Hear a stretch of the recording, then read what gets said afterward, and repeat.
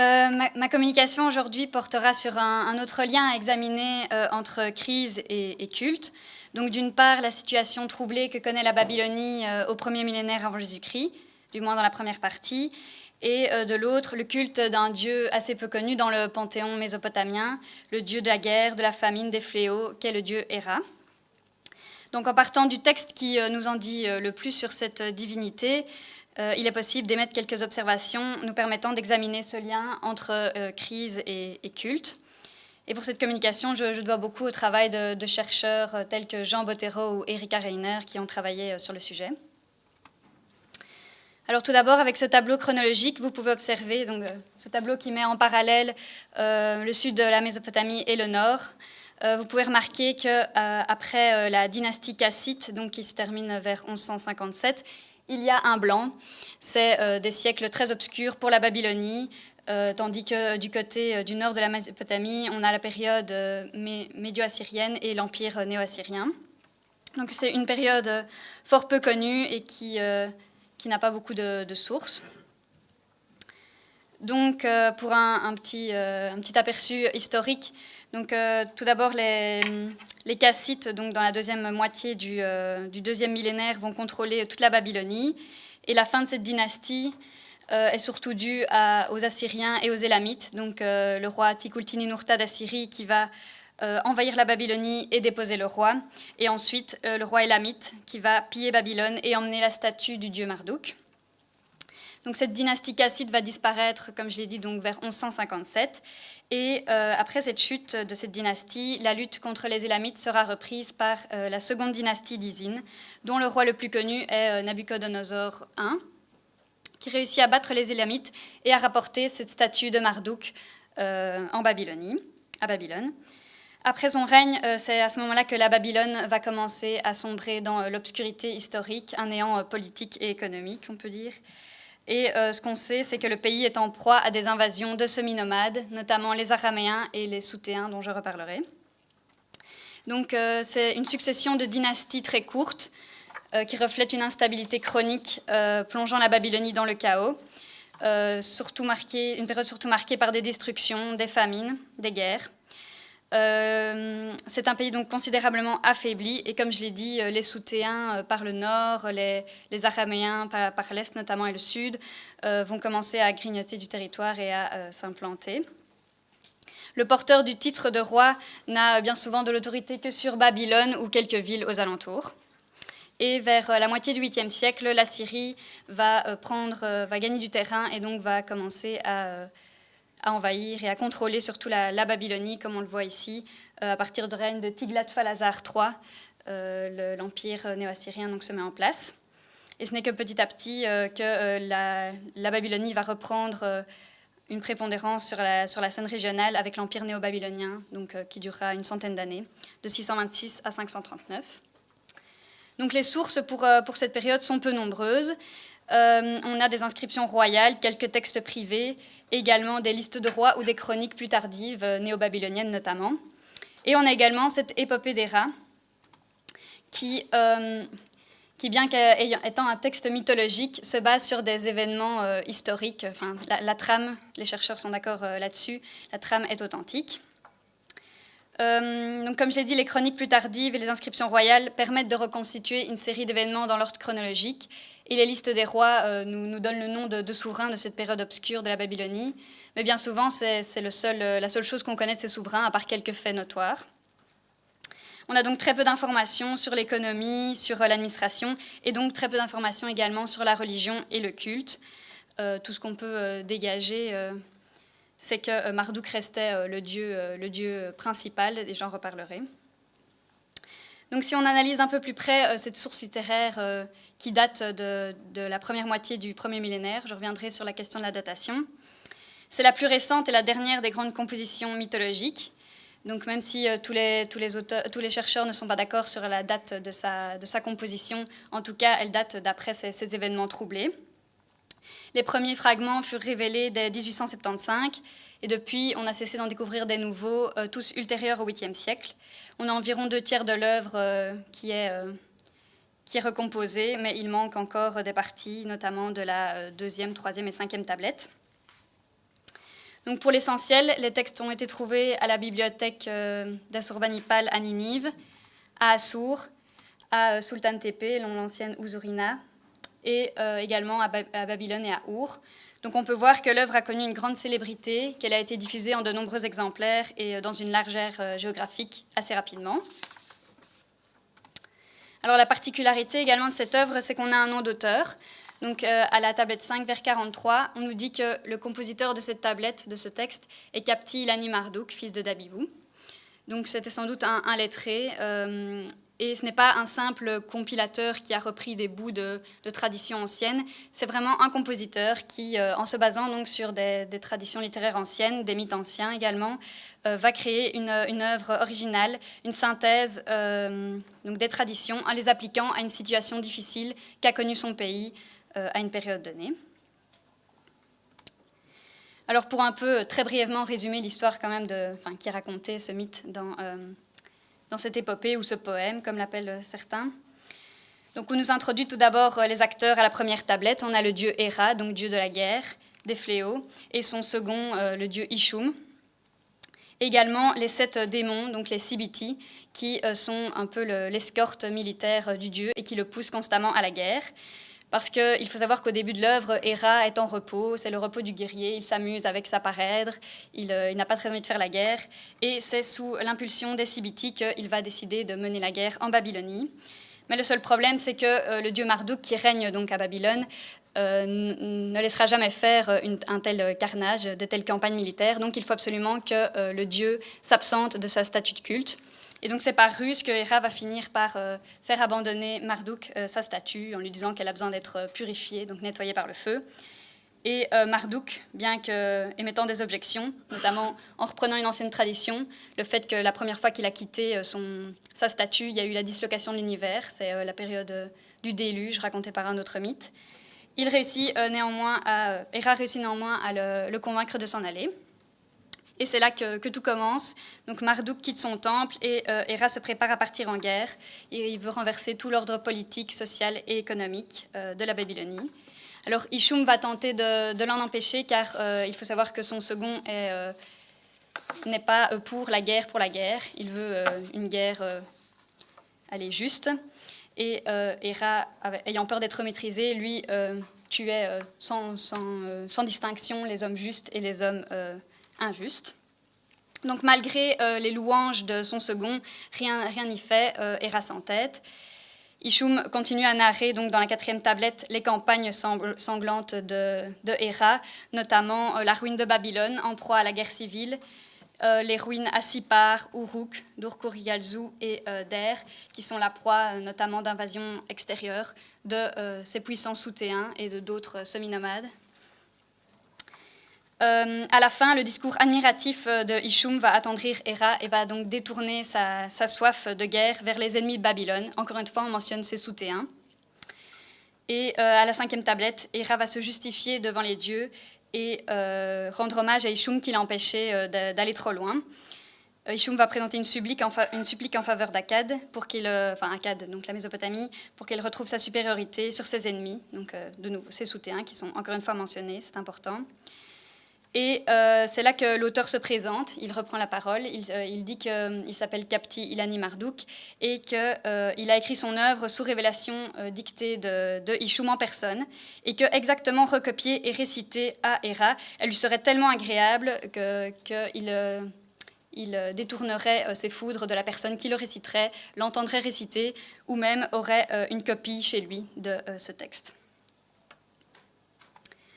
Donc pour les protagonistes, brièvement, comme je l'ai dit, Héra est la divinité principale de ce poème, mais Héra est en réalité une facette du dieu Nergal. Donc originellement, il s'agit de divinités séparées, mais elles vont très vite perdre leur personnalité indépendante. Dans le poème, d'ailleurs, on cite tout le temps Héra, mais par 2 fois aussi Nergal. Donc à la tablette 3 et la tablette 5, on a eux que le héros Nergal a anéanti, et également gloire au grand seigneur Nergal et au héros Ishum. Donc on voit bien que Nergal et Héra dans ce poème sont semblables. Et Nergal, c'est le dieu de l'au-delà, le souverain du monde inférieur. Mais ici, ce n'est pas vraiment cette qualité-là qu'on a voulu qu'on a voulu mettre en avant, mais bien sa facette ou son avatar guerrier, car toutes les épithètes sont en lien avec la guerre. Donc, comme je l'ai dit, il y a également le second des rats, Ishum, et les sept divinités, les 7 démons, les Sibiti, qui sont l'escorte et les armes des rats. Et on a également le dieu Marduk, le dieu patronal de la ville de Babylone, depuis au moins la fin du 3e millénaire, et qui va prendre de plus en plus d'importance à partir de la dynastie cassite. Donc il va devenir vraiment le roi des dieux. À partir de cette dynastie et dans le courant du 1er millénaire, on a notamment la preuve via l'épopée de la création, Enuma Elish, qui est composée à cette période et qui accorde à Marduk la première place. Alors en ce qui concerne la datation, il est important déjà de distinguer l'époque des événements narrés et l'époque de la composition de l'œuvre. Donc l'une en temps plus ou moins de temps troublé et l'autre en temps de restauration ou du moins d'espoir. Les chercheurs donc s'accordent pour dire que les exploits et les carnages dépeints dans cette œuvre doivent se baser sur des événements historiques, parce que des allusions sont faites ça et là à des populations parfaitement historiques, donc non seulement les Soutéens, mais également les Kassites ou les Koutou. Et les nombreux détails dans les campagnes sont fort concrets, parfois inutiles de manière littéraire. Et les lieux qui sont cités suggèrent l'historicité, notamment le lieu de la montagne Hihi, qui est à mettre en lien avec les Soutéens. Également, chaque ville va avoir son lot particulier de malheurs, et ce qui semble également suggérer une historicité. Il y a plusieurs hypothèses concernant donc, la datation de cette épopée. Je retiendrai principalement l'hypothèse de Jean Bottero, car elle est la plus développée, mais sachez qu'il y en a d'autres. En tout cas, ce qui varie surtout, c'est la datation précise, mais tout le monde est d'accord sur le fait qu'elle devait dater après cette période troublée, donc entre le 9e et le 7e siècle. Donc, Jean Bottero établit un canevas de l'épopée en lien avec les événements historiques. Donc, tout d'abord, le repos du dieu Héra, figure une ère de paix et de prospérité pour la Babylonie. Les campagnes sanglantes menées par Héra et les 7 démons suggèrent une anarchie de Babylone, des troubles dans l'ensemble du pays. Et enfin, l'apaisement d'Héra, qui se retourne contre les ennemis de Babylone, suggère un nouvel espoir de paix. L'espoir est quand même assez fortement marqué à la fin de l'œuvre, et un espoir de prospérité et que Babylone retrouve sa position perdue à ce moment-là. Donc ce canevas en 3 temps va être rapproché par Bottero d'événements historiques plus ou moins précis. En tout cas, il dit que ça correspond à un segment de l'histoire babylonienne prolongé sur plusieurs décades. Difficile à identifier avec précision, car justement, il y a des blancs dans l'histoire, comme vous avez pu le voir. Et l'histoire de la Mésopotamie, comme d'autres civilisations, est une continuelle succession de paix et de guerres. Pour lui, l'unique trait apparemment exploitable, le plus exploitable, on va dire, est la mention répétée de ces Soutéens, car même si on mentionne d'autres tribus de semi-nomades, les Soutéens sont ceux qui sont mentionnés à de multiples reprises. On a notamment à la tablette 4 Soutéens et Soutéennes vociférants ont mis sans dessus-dessous Léana, donc c'est le temple d'Ishtar à Uruk, où Ishtaran t'a adressé ces paroles. Tu as réduit en désert la ville de Der, et moi tu m'as abandonné, livré aux Soutéens. Également, et que tout affaibli qu'il est, Akkad terrasse les puissants Soutéens. Ça c'est vers la fin de la tablette 5, donc à la fin de l'œuvre. On voit vraiment que le but est vraiment que la Babylonie retrouve sa position et donc abatte les puissants Soutéens. Ce qu'on peut déjà dire également pour la datation, c'est qu'on sait plus ou moins déterminer un terminus post-quem et ante-quem. Notamment, pour la date la plus haute, c'est la mention des Kassites et l'importance du dieu Marduk. Donc on ne peut pas remonter plus loin que la dynastie Kassite. Et pour le terminus ante-quem, on ne peut pas descendre plus bas que la date des manuscrits, donc aux environs du 7e siècle. Pour ce qui est des Soutéens, ce qui est difficile, c'est que depuis les débuts du second millénaire et jusqu'au temps du roi Esarhaddon, donc au 7e siècle, le roi assyrien, les Soutus sont souvent mentionnés dans la littérature, mais leur histoire est mal connue. Il semble avoir d'abord désigné un groupe ethnique de nomades ouest-sémitiques, mais le terme a pu s'étendre dès le milieu du 2e millénaire aux représentants d'un type social de semi-nomades pillards. En tout cas, ils sont cités abondamment, notamment dans la correspondance d'Ougarit et d'Amarna, et dans les documents de l'époque cassite. Ils ont connu de nombreux affrontements avec la Babylonie, mais selon Bottero, il y a une séquence qui correspond particulièrement bien. Donc l'ère de paix et de prospérité, décelée comme le premier moment de ce canevas, peut correspondre au début de la seconde dynastie d'Isine, avec le règne particulier de Nabuchodonosor I. Ensuite, l'anarchie et la décadence peut correspondre à toute cette période troublée qui va suivre, avec notamment les invasions de semi-nomades. Et il cite le règne de Hadad-Apla id-Dina, car dans une chronique néo-babylonienne, il est mention que ce roi a dû faire face aux invasions des Soutéens. Notamment, donc il est dit, le Soutéen se leva et emmena dans son pays le butin du Sumer et d'Akkad. Donc on sait qu'il y a eu, en tout cas à cette période, une succession rapide de souverains, des usurpations, des famines et plus de services réguliers du culte. Enfin, pour la période de renouveau et d'espoir, ces troubles empirent jusqu'aux environs du règne de Nabu-Apla id-Dina, donc toujours selon Jean Bottero, qui est dit également dans une tablette de pierre exhumée à Sippar. Il est dit donc Nabu-Apla id-Dina, le roi de Babylone, l'élu de Marduk, le vaillant héros qui a renversé l'ennemi du mal, les Soutus, donc les Soutéens, dont le péché était grand. Donc selon Jean Bottero, l'œuvre a dû être composée aux environs donc, du IXe siècle, en tout cas quand la Babylonie se relevait peu à peu de troubles depuis de longues décades. Et ce qui est certain, c'est que l'auteur vivait dans une période d'espoir où la Babylonie pouvait espérer reprendre sa position, ce qui fait dire à Jean Bottero qu'elle n'a pas pu être composée durant le règne de la Syrie, car justement la Babylonie n'avait pas cette prépondérance.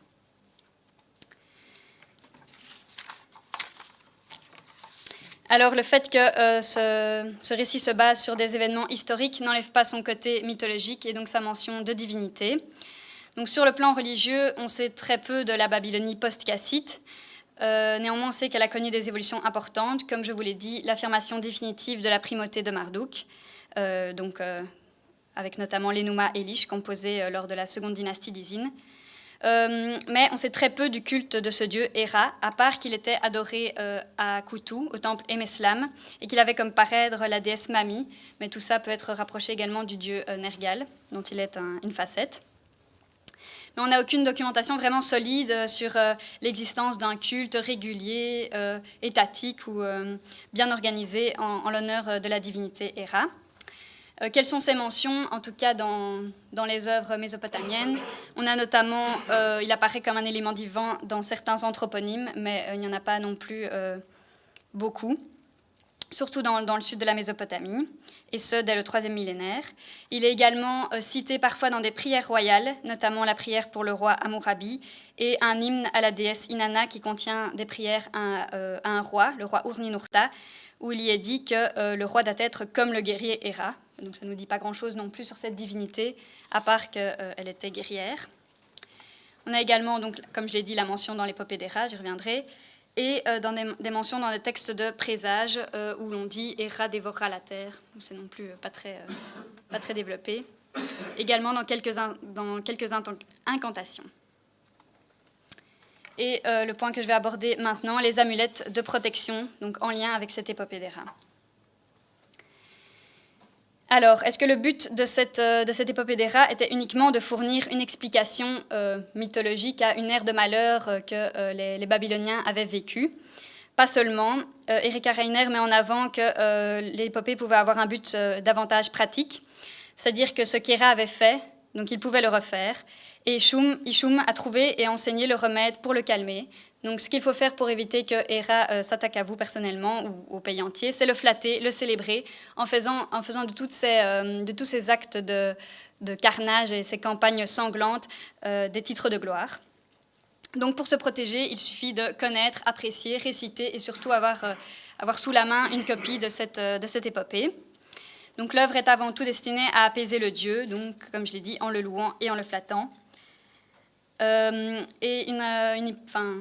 indice de cela est que quelques manuscrits et extraits du poème vont être retrouvés sous la forme de tablettes en forme d'amulettes qui semblent avoir été préparés pour qu'on les suspende dans les maisons ou en tout cas à la porte. On peut le voir ici sur le schéma. Donc, c'est des tablettes avec une projection rectangulaire sur le sommet, percée d'un trou, donc horizontalement, qui permettait de les suspendre aux maisons.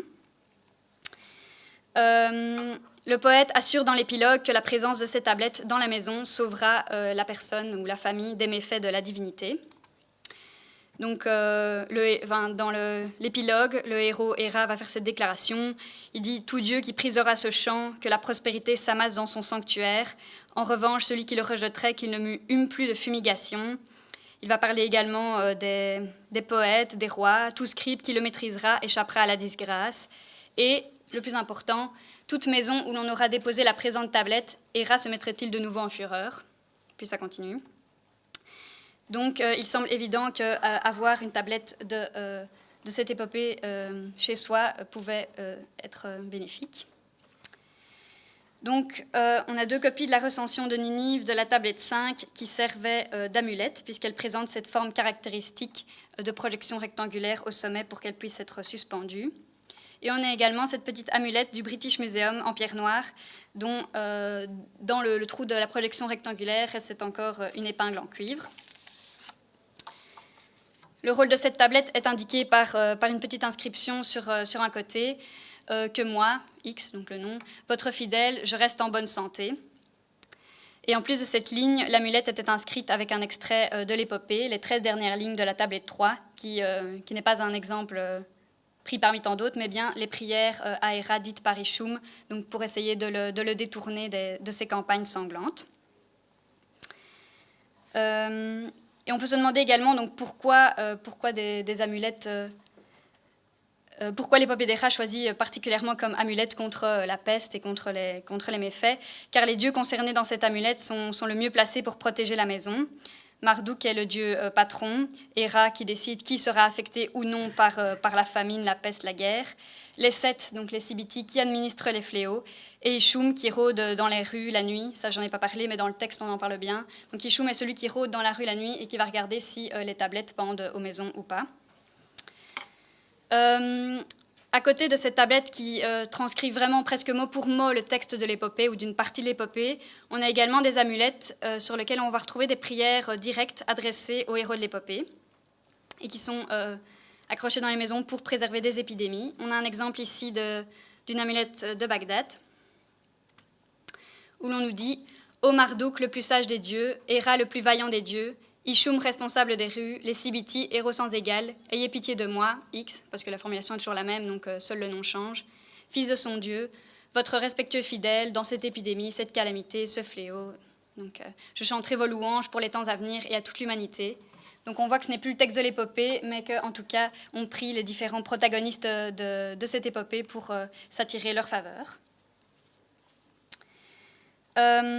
Sur ces tablettes aussi, on va voir que ces invocations étaient incluses dans ce qu'on va appeler des diagrammes magiques, c'est-à-dire que c'est l'annulation de tous les espaces vides laissés sur les amulettes. Donc le revers ou une partie de celui-ci qui est resté blanc est annulé avec des diagonales doubles qui se croisent et encadrées de lignes parallèles, ce qui fait donc ce qui forme plusieurs triangles. Le but était sans doute d'éviter des inscriptions ultérieures qui auraient pu soit annuler, soit renverser le pouvoir bénéfique de ces amulettes. Et parfois, ces chants sont inscrits avec quelques signes qui ont trait également aux protagonistes de l'épopée, puisque l'épithète de Marduk revient à de nombreuses reprises, également parfois Ishum et Héra. Alors, Erika Reiner s'est également posé la question de pourquoi ces amulettes avaient une forme particulière. Est-ce qu'au-delà du but pratique de les pendre, est-ce que ça n'avait pas une autre signification? Parce qu'on a retrouvé des amulettes qui sont... des tablettes sans être amulettes qui sont formées de la même manière. Et selon elle, ce qui était au début un dispositif purement fonctionnel, donc la projection pour l'attacher, va devenir associé avec la valeur bénéfique inhérente au contenu et non pas à la forme. Donc cette épopée d'Héra introduit dans le domaine mal connu du culte voué aux dieux dits négatifs. On ne peut pas se plaindre, on ne peut pas se révolter face à ces divinités, sinon on risque d'avoir encore plus de fléaux qui s'abattent sur notre maison, mais il faut plutôt l'implorer, le flatter et célébrer ses nombreux crimes, car après tout, c'est leur rôle, c'est le dieu de la guerre, c'est le dieu de la famine et c'est le dieu des fléaux. Et Ishum nous enseigne cette méthode. Donc si on procédait en Mésopotamie à l'éloge du dieu de la guerre, c'est avant tout que l'on souhaitait vivre en paix. Donc que peut-on dire en conclusion ? En tout cas, c'est que la crise a engendré une belle œuvre littéraire qu'est l'épopée des rats, et que cette épopée peut nous en dire plus sur le culte d'un dieu méconnu, c'est-à-dire qu'avant, on n'avait pas vraiment de mention répétée de ce dieu, et tout d'un coup, il devient le protagoniste principal d'une épopée après cette période de trouble. Donc, est-ce que l'épopée était utilisée pour le service du culte des rats et que ce culte a pris une importance particulière au premier millénaire ? Ça, je ne sais pas le dire. Il n'y a rien de certain. Est-ce que cette épopée était utilisée de manière cultuelle, par exemple récitée lors du Nouvel An, comme les Nouma Elish ? Ça, on n'est pas sûr non plus.